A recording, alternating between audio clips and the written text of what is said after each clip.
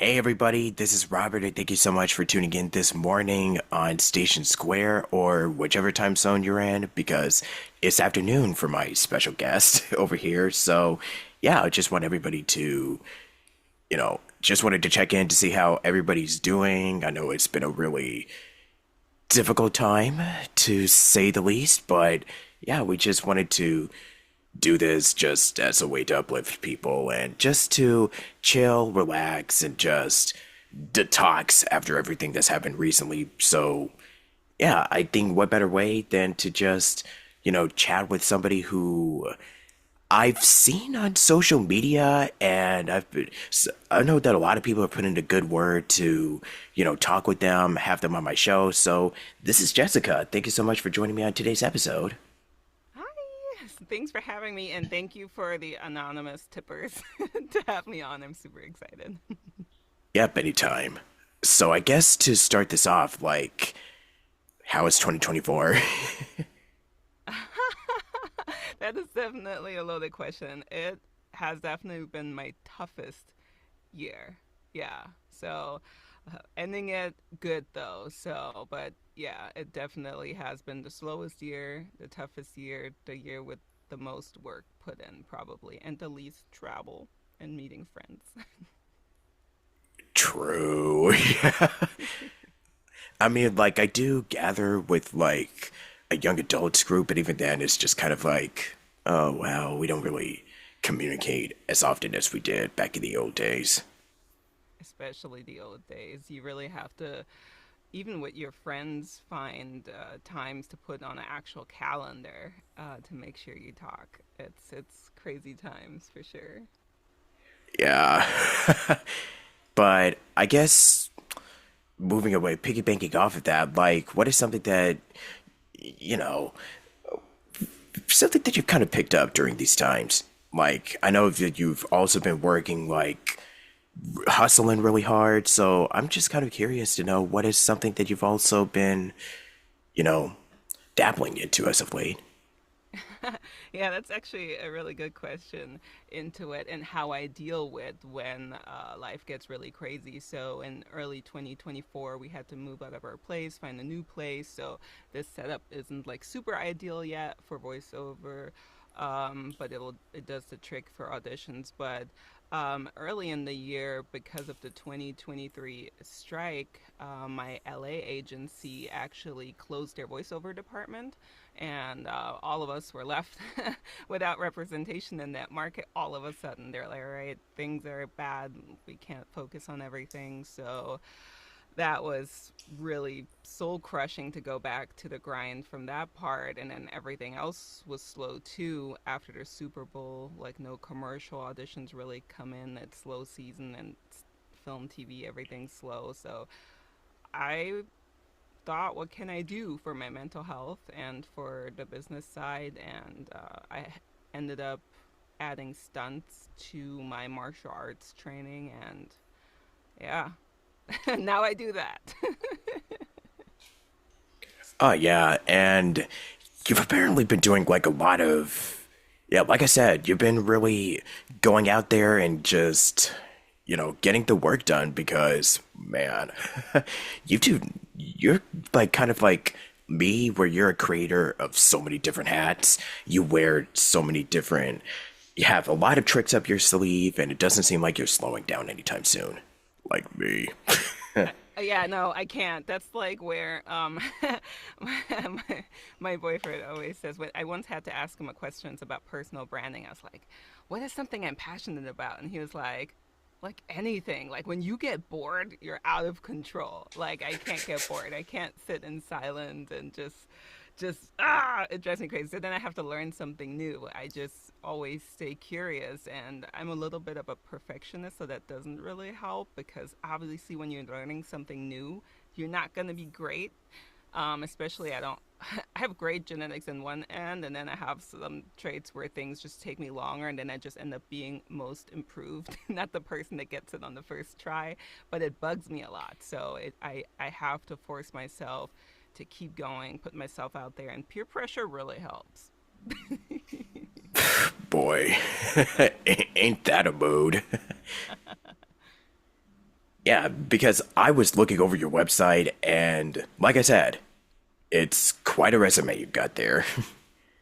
Well, with creating and stuff, I also have a podcast, and I used to just kind of record whenever something came up or when I thought someone was like interesting at the time to have on that fits whatever is happening in my life or the industry. But I was like, all right, if nothing's happening, I'm gonna do this. So I ended up doing a special series within my podcast, and I selected a bunch of people. Then you know how it goes. Then you like plan for that, put the schedules out, and that takes a lot of time. And then the editing and doing the social media for it.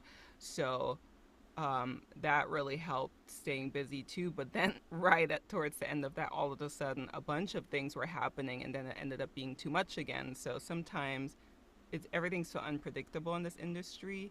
You think you finally get a groove in something routine, but you can't be too routine. You got to be flexible for whatever comes up so you don't stress yourself out with having too much on your plate. So it's either usually everything at once or nothing at all. That has become my reality. Uh-huh. That seems to be like the typical like 9 to 5 just day by day workload of every actor.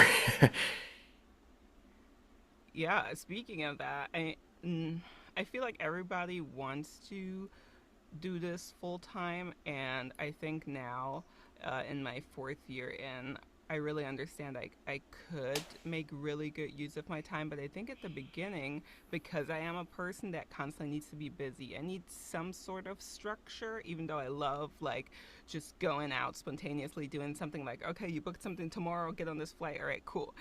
But I like some sort of structure. And before, without all the additional training and things I was working on and things that I could control that didn't depend on other people and other people's training or jobs I get, I would have probably been going more down that hole of feeling like nothing is going on, but it still is a lot. So now that I know, okay, I could train here, I could spend my day there, I could travel places, get certain types of trainings and certifications I want to get.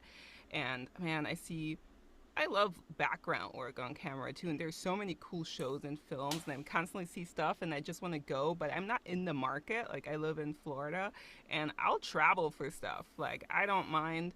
The last time I ended up paying really well for it, but usually for those kinds of roles, it wouldn't. I would end up paying some out of pocket, but I just want to be out there around the creativity. And now with a 9 to 5, and having a kid and getting all the trainings in, it makes it really difficult sometimes to do all of the extra things I want to do now at this point. So, the different phases of life, different phases in the career, you need different things. And I feel like I'm stagnant on some things where I would need more time to get better in it. So that's where I'm at right now.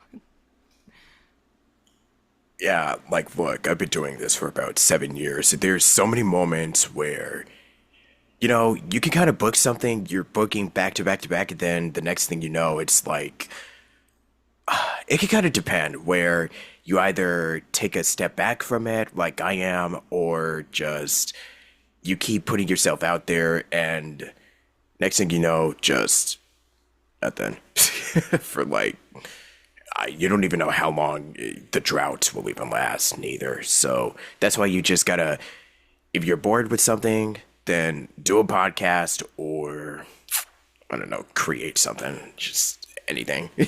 Because your brain is just going like 160 miles per second every single day. Like, Yeah, the not like me. knowing is the craziest part. Like if I knew, oh, it's slow for exactly 2, 3 weeks, and then this and this would happen, that would be fine. But to just not knowing, and a lot of times when I feel extremely like, oh my God, the last 2 weeks absolutely nothing has come in, and then all of a sudden something really cool comes in, then I get extra excited. I'm like, this roller coaster is insane. And when people The, talk about yeah, roller rejection, coaster. Yeah. yeah, there's not really a lot of rejection. There's a lot of nothingness. And I've been hearing it more and more now. And I think that's a better term. When people say in our industry we get rejected a lot, I wish we would get rejected because the nothingness is like being ghosted. Like even when you're in a relationship or you're dating or whatever, and you text and you don't get anything back. I mean, that's what 95% of all of this is like. You send something out, you never hear anything back. You don't know, was it you? Was it not you? Did they get it? Sometimes I send out emails and I was like, did it end up in someone's spam? Now I can't follow up because then I'll sound creepy. Oh boy, you have no idea how often this happens. Yeah, I bet. Yeah. But there was something that kind of did catch my eye where I I've done a lot of interviews, but I don't think I've really done many where I haven't really done like a lot of bilingual like talent on my podcast. So that's kind of something that I've been wanting to do for a while actually, because I know with so many different backgrounds and so many different unique experiences, I feel like voiceover has definitely become like more accessible for talent that is offering more like there's more doors that are opening up, especially for those that are like, recording remotely, because I know you mentioned that you're in Florida and also with your ethnic background. How would you say that, having your authenticity really brings like so much more flavor into each performance, or if you're booking a job or so on and so forth? Yeah, that's actually a really good point because that's how I ended up getting my agent in LA because I speak another language that not a lot of people speak. So they're like, oh, especially it seems like in the LA market, there's a lot of travel commercials and a lot of stuff ends up being multilingual. So that's how I ended up getting my foot in the door. That's also how I ended up getting my foot in the door with my on camera agent. They're like, oh, we have a commercial client and well for industrials and they need German people every once in a while too, so it really helped me get my foot in the door earlier than some other people might get. And it seems crazy how quickly I was able to get in, but then I'm still learning a lot of stuff. So um, you're in, but then some parts you're not ready, but you're getting experience. But it has helped me because when I did 2 years ago, I think. And this was through word of mouth. Like a friend of mine knew, like obviously that I was a voice actor, and her friend, she's Austrian, and her friend's in Germany working for Adidas, like a higher up position.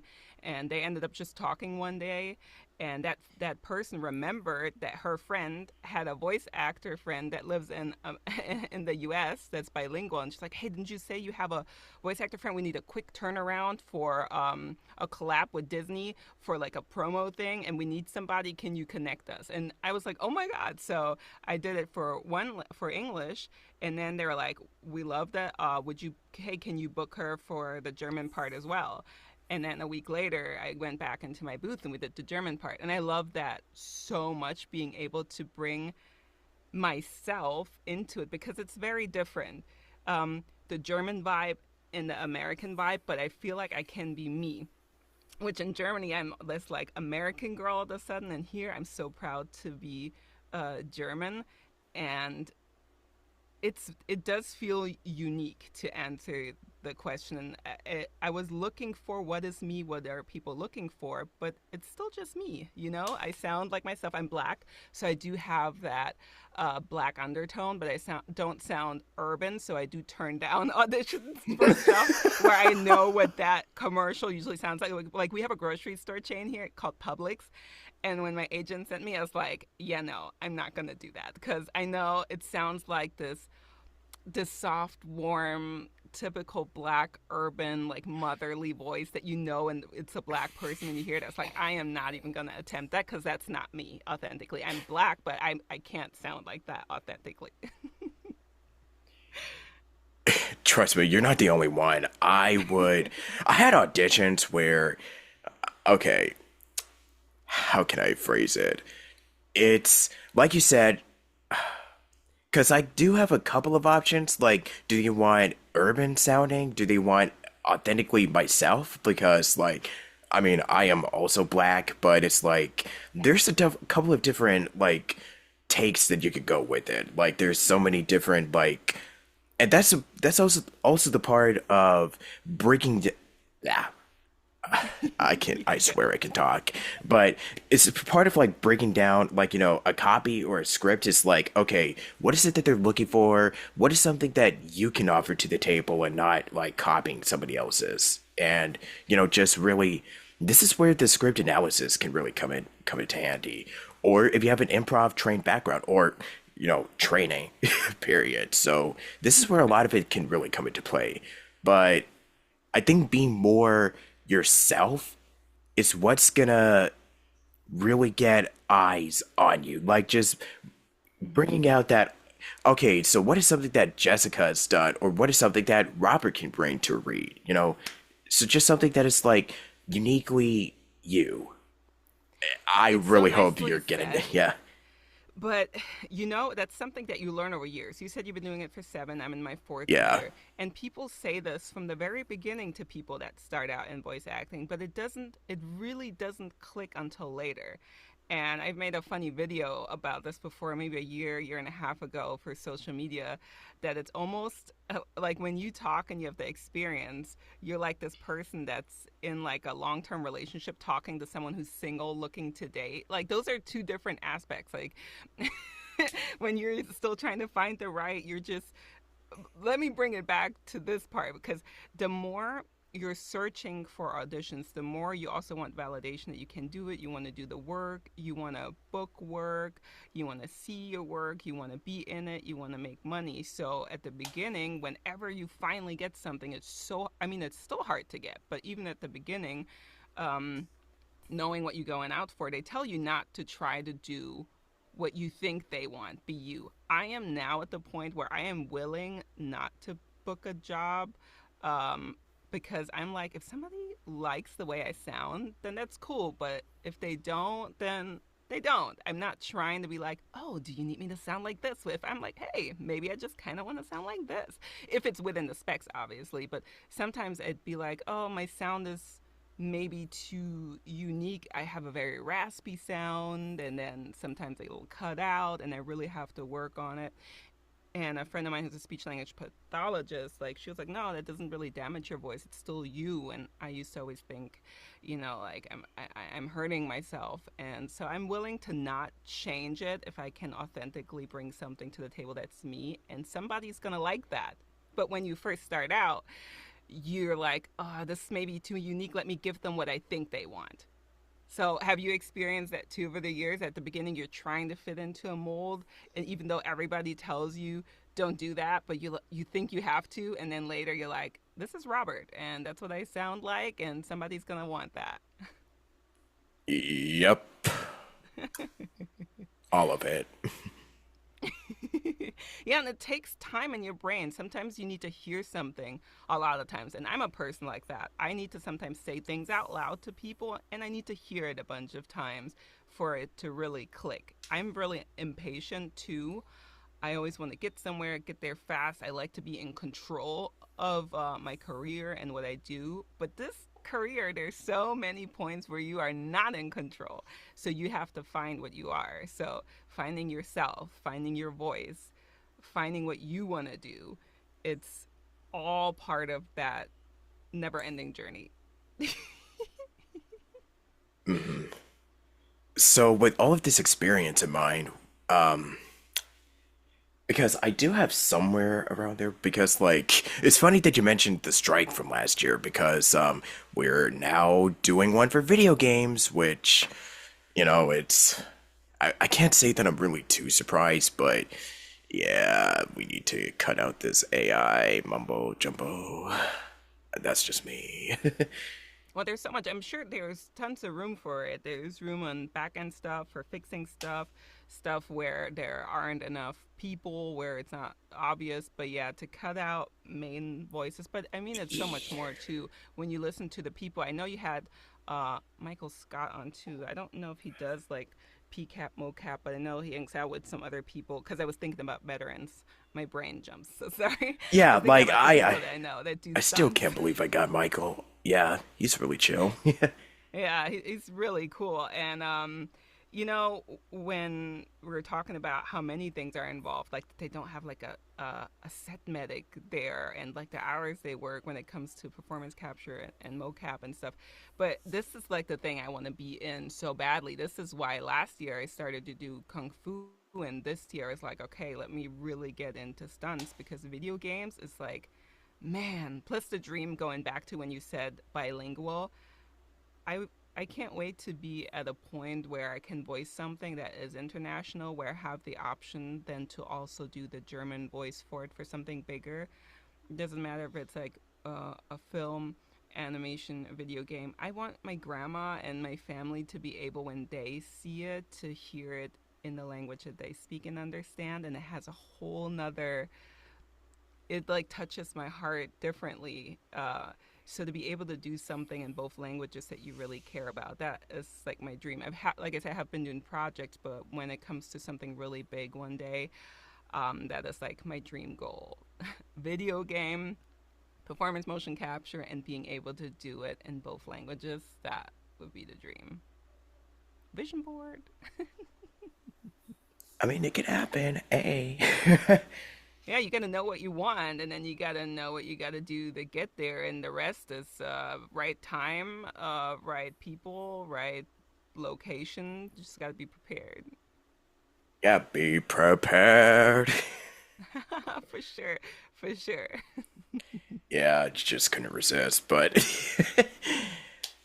let me see. So for SAG, would you say that all of this was pretty much what got your like was how you started joining the union? Yeah, good question. Because when I was on a set in September, on a film set, I was doing like special ability background work. So that's like if you have like some sort of background, like medical, military, or something, you get special pay and stuff.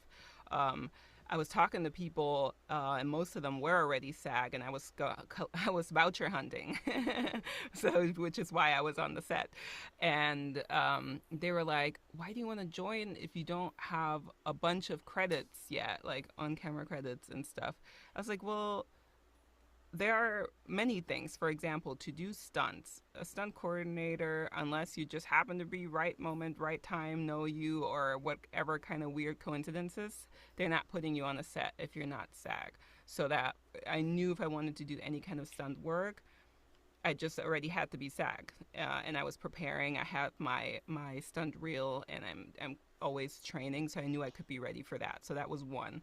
And in my voiceover career, I have my visual reel out. I do a bunch of different things, and I had an agent, and now I got to go hunting for a new voiceover agent in one of the bigger markets. So being in the union, even though there is a lot of non-union work in voiceover, is where I want to be. I rather want to have less work opportunities coming in, but the things that I really want to work on. Because it's two different things. Like you can do non union all your life, there's nothing wrong with that. It's very lucrative. But the things I want to do, I know I need to be in the union. So that was something that was on my vision board. And I was just, that's why I'm so excited to have achieved it. So I can do stunts and more chances in the voiceover world without having to get Taft Hartley. Yeah, so safe to say that, managing having to balance a juggle between, being an actress and also doing voiceover and everything else that you've just mentioned to me, which will probably, yeah, if we have more time, we'll probably just go more into, another day. But yeah, it's just kind of like with all of these qualities of mind, would you say that it also helps you just with time management and just, you know, getting better with sticking to, your commitments or what you have to do on a day by day basis? Actually, my personal life background and experience and age is the thing that helps me with that. I don't think if I was in my early 20s, I would be the same person in the way I'm organized and deal with these things. So, being German already makes me kind of organized and strict and voting to the rules. It is very true, the stereotype. And with my military background, the same. I'm an adaptable person. I can deal with different situations. I can be very flexible. So, having multiple backgrounds and life experiences and moving across continents several times helps. So, whatever you do in your life, most things you can transfer into it. And if you do any kind of admin, project management, or anything at your job that you think is so minute, like soft skills, especially, figure out how you can use them in this industry because dealing, with the fact that you don't hear anything. Or, yeah, for example, I have to really write down all of my achievements, no matter how small they are, every month because I try to live in the moment. But then, if nothing happens, the moment seems like nothing sometimes. Then, a week, sometimes nothing happens, 2 weeks, nothing. But if I look back at my month, I have done stuff. I write down how many cold emails do I write, how many like agencies, managers, how many auditions I do, voiceover, commercial, film, TV, and did I self-submit? Did my agent submit me? I track all of that, and I can go back, and it helps me to see how much did I do.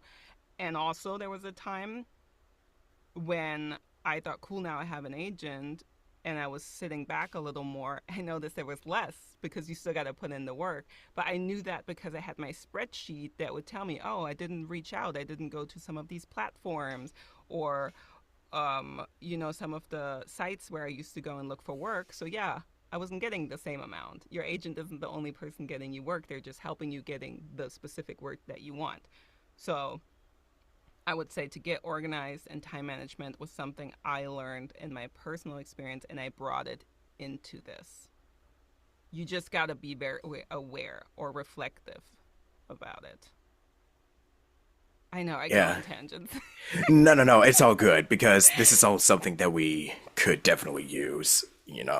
It's it's something that can be really helpful because for somebody who is like, especially for a lot of neurodivergent talent, like I know that our brains can sometimes be really fried and scrambled. So that's why it's so crucial to just have like a timesheet or something that just helps you stay on track of Yes. everything. Yeah. Yes, timesheets definitely help knowing what you did in the week. And you got to trial and error. And not everything works for everyone. And sometimes not everything works at the same given time in your life. You might have a lot to do, so then you need something that's faster. And sometimes when you have time, you can be more detailed. Sometimes I'll just put a whole bunch of notes, and then when I have time, I'll write them out. I always try to put a minimum of the things on there so I can see it for my auditions. When whatever, then my achievements, keep it in a tab. So sometimes I write stuff on a piece of paper to get it out of my head because I do keep a whole bunch up here and then I can't concentrate and focus. So I need to get it out. So I like to talk, but then I also got to get it out. And keeping track of it, especially if you have a lot going on, a person that sometimes you don't know your mental health or you can't get organized, it's an easy step. And there are just so many different ways you can try it that could work for you. I like sticky notes, for example, too. Yeah. They can definitely come in handy. So, I guess we'll conclude this by rejoining, but if you do like this so far, follow on YouTube and Spotify and the social media thing, and I'll see you all in a little bit. And thanks for watching. All right, I'll see you in a bit. Bye. Thanks for having me. Alrighty, so yeah, we've talked about SAG-AFTRA, we've talked about so many different topics, staying organized, but yeah, I guess we might as well just let me see, stunt performance and, podcasts. So I guess we'll probably talk a little bit about it, or we probably might save it for another day because of, I don't think we have much more time today, unfortunately. But yeah, we could just go a little bit about it and then we'll go more in depth about these, two topics we'll just save it for a follow up. Yeah, Yeah, we'll make it a special topic one if you'd like. exactly. Yeah. Oh, so yeah, because I know with stunts and like, training, gym, mental, so many different stuff that I'm really passionate about. So we'll definitely have a special episode pertaining to that. pretty soonish. So stay tuned if you want to check that out. Nice. Because trust me, there's a lot to say about doing podcasts and everything else. So, yeah, I guess to close this out for today, what is something else, like anything that you wanted to share or just talk about at this time? And where can people check out your social media? All that good jazz. Ooh, okay. Because I can get on a tangent, let me get the most important out first, again with organization. So it's I at mean, we love brilliant. tangents. That's what podcasts are for. That's why Joe Rogan's are like 4 hours. Oh my God, really? That would be mine without the 40-minute limit. Oh my God, 4 out, man. The time. See there. This is. You remember when I said that? Like, man, we just don't. Our brains just cannot really handle like conversations as long as they used to be. This is why I can only do like 30, 40 minutes tops, man. I just can't these I days. jump from one conversation into the next and it reminds me of something else, and I'll go down a rabbit hole. But because I'm about to do it No, again, come back same. to your question. Yes. So social media at real German chalk. So real as in REAL German, Hey, and then chalk as in sick. chocolate. So it's on everything to make it easy, which that comes from my podcast background and just the brand name, just a funny, silly thing, but it's Jessica Vivian. Other than that, actor, voice actor, stunt, find me mainly on Instagram. You can find me on YouTube or TikTok as well. None of the others I really keep up, even if you will find a profile. uh, but I guess closing it out for anybody, no matter if you're in, and because it's, I'm sure, slow for most of us right now, or if you're starting out. I was just actually talking to my boyfriend about this today. Um, you hear people that say, yeah, just keep going and eventually you get there. I think what some people don't add to that, which is also partially something that I learned in my martial arts class. Like, you can practice and practice, put in 10,000 hours, right? But maybe you're still not where you need to be because the 10,000 hours that you practiced, you weren't doing it right. So I think keep going is one thing as long as you're having fun. But if you feel like you're getting stuck and you're stagnant and you're frustrated, and it's easy to blame a lot of other things and circumstances and people, it's important to look at what you're doing, what have you been doing when things were going well, and if you might have to shift a little bit because you might change, your goals might have changed a little bit. So reflecting is one part. All right, what have I done? Where do I want to go? Is it still where I thought I wanted to go? And what can you do and control to do it, and then tailor it to you. Like you said, like some people might have difficulty staying organized, but that usually means you're really good at something else. So find out what can help you stay sane when you keep going. Find out what your goals are, find out how you can get there with small actionable steps, and then keep on checking in with yourself is really, really important. I think that's the biggest piece of advice to add on to what most people say when they say be patient, just keep going. It's more than that. You got to put in the work, and you got to reflect on if the work you're putting in is getting you where you want to go. Amen to that. Yeah. Are there any? Oh yeah, anything to promote? Yeah, that's right. I'll say again. Anything that you wanted to share or promote? Any projects that you want to plug? No, no, not really. Nothing special sharing or anything. If you, like I said, if you do want to check in on my social media, I don't post a lot, but when I do, because I am really private kind of about my life, when I do share things, I think they're kind of updates, your life updates, or things that BTS of how I do things. Like today, I had a nice big post workout protein heavy breakfast, and I like to watch cheesy shows. Yes, I do. So if you like to see that, but also behind the scenes of how I train and, yeah, projects I've worked on or whatever, check it out. And I love to interact with others. And so I think, yeah, if there is something, there is, but it's been a slow year. So it's mainly just one of those years putting in the work and getting where you want to get to. Hopefully, 2025 will bring more. Yeah, for sure, for sure. And check out her podcast if you haven't already done it. Thank you, thank you. Yeah. So for closing, since you already have your own podcast, do you usually like have an outro for interview? um, no, I usually don't. I usually really just end with "see you next time," which we never know when it'll be when the next episode will pop up, and then just wave out goodbye and see you on the next one. Oh yeah. I think that's How pretty about you? much gonna be. I don't really have an outro. It's just like I have the guests be like, "Hey, my name is. I've done this, and this is Station Square or something." So Oh, okay. So is that what you want me to do? yeah, sure, if you want Cool. to. Hi, I'm Jessica Vivian. I'm an actor, voice actor, and stunt performer, and also podcaster for German Chocolate Life of a Mixed Girl. And I am on Station Square Podcast. Thanks for tuning in. Perfect. And with that, I shall see y'all next time. Thank you so much for tuning in. Stay positive, and we can get through this together. Love y'all. Peace.